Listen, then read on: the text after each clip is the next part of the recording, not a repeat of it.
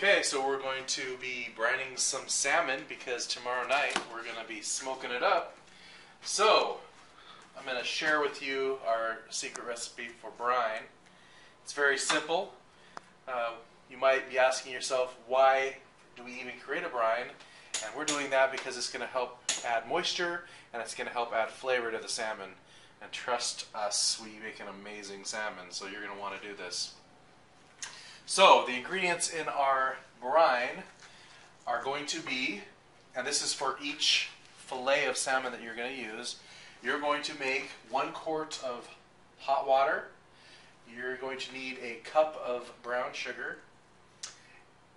I take that back. You're going to need a half a cup brown sugar, a half a cup of kosher salt, 1 tablespoon of garlic powder, 1 tablespoon of onion powder, and 1 tablespoon of fresh, or in this case, not fresh, lemon juice. I also like to throw in 1 tablespoon of this nice minced garlic. Now, as you can see, we have more than 1 fillet, so I have made enough brine here. We've actually tripled our recipe, and we think that's going to be enough to cover up the fillets. So, first step, we have already boiled our water, and I'm going to put it into this container, which is hopefully big enough to submerge all of our fillets. So I can just see if I can do this without burning myself.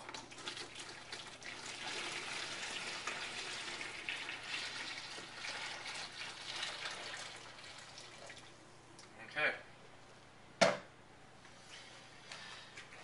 And then go ahead and add in your ingredients. Hopefully your water is warm enough so that you'll be able to dissolve your sugar, your salt. So here comes my brown sugar, kosher salt,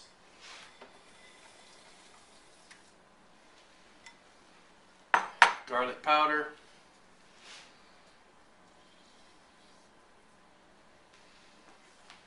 onion powder,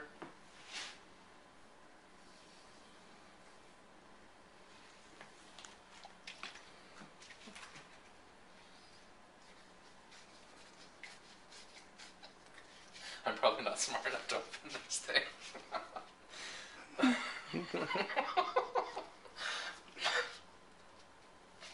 Use your teeth, man. Not opening. Oh, wait, it's a flip top. There we go. Wow. That's awesome. Oh, man. Okay, here we go. So I'm tripling this, so I'm going to put 3 tablespoons. Sometimes I like to slice up a fresh lemon, stick the slices into the brine.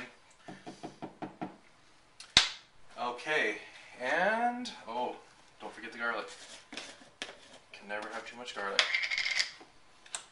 I like to get some of the juices in there too.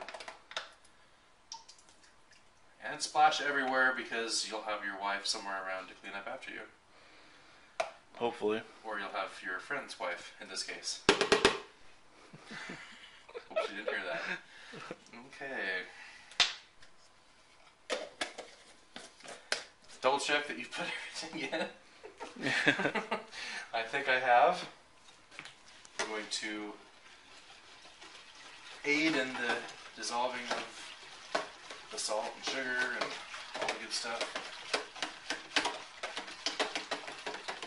Now, this is going to be hot, so we are going to dissolve it, and then we are going to let it cool to room temperature. You don't want to automatically add this to your salmon because it will begin the cooking process. And we don't want that.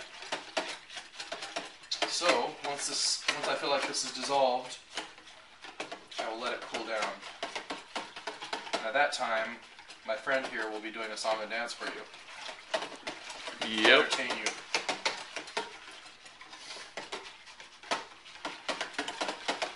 Clothing optional.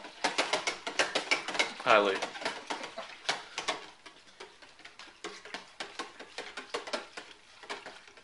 And there's chunks of garlic in there, but it looks like most of the sugar and salt is pretty well dissolved. I'll probably stir it up a little bit again after I let it sit and cool. It happens to be about 40 degrees outside right now, so I'm actually going to take this outside and let it cool. I'll even cover it so that the cats don't pee in it. It's a good thing. I mean, who knows, it might add a little flavor, but a little salt, but I have enough salt in here. Brine's mostly salt. Exactly. So now let's just pause it and come back when it's ready to go. Okay. Okay, we're back. We've let our brine cool. Actually, we cheated. Okay, well, we're not going to tell all our secrets, but it's now room temperature. How we got there, you don't need to know all what we did, but Hey Matt, nice banana. thank you. It's always nice when you're brining to have some bananas around.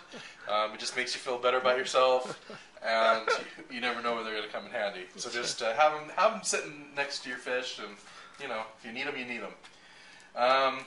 We're going to go ahead and open up our salmon fillets.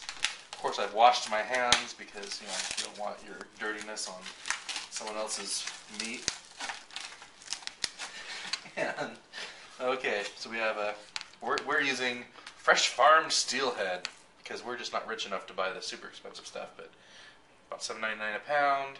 I like it with the skin on the back because when you stick it on the smoker, it kind of gives it a layer of protection. Plus, it's just pretty. And we're going to place it into our brine. And it really doesn't matter what kind of a container you use for your brine, as long as it's being submerged. I sometimes use a Pyrex baking dish, and I can usually fit 2 fillets into that. But we're just experimenting here and trying to see if we can fit all of our fillets into this Tupperware container. We got these fillets at Costco. Oh, they better give us a kickback for that So endorsement. Costco owes us money. Or at least free meat for a year. No kidding.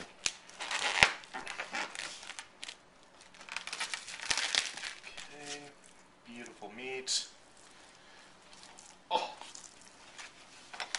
Sometimes I have a difficulty handling the meat. Yes, you do. Quinn never does. But...